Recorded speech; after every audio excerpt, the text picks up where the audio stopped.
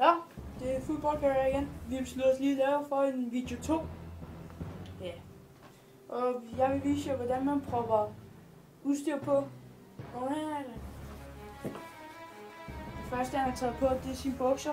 Shot, som han viste jer i fodboldkøkken. Så bælter, det spænder bare sådan normalt. Ja. Shoulderpad.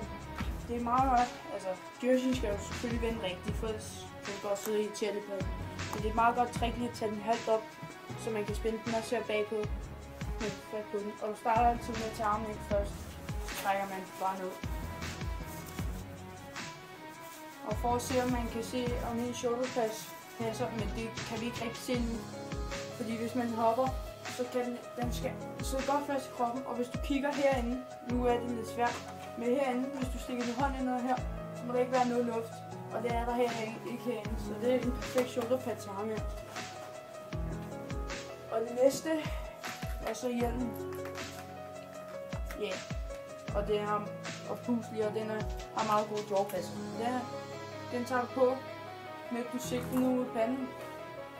Sådan der.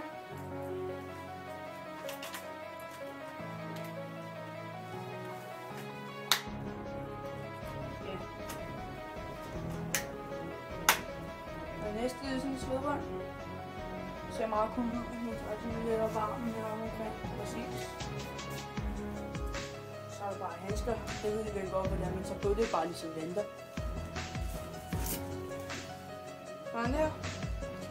Og det slutresultatet, det ser sådan her ud. Vi spiller det. Her er det Rebels. Ja. Bukser. Handsker. Og det var så også hvordan man tager video om, hvordan man tager fodboldkøkken på. Husk, boldkarriere, giv et like, sig til dine venner. Ses. Det er dine venners venner. Ja, vi ses.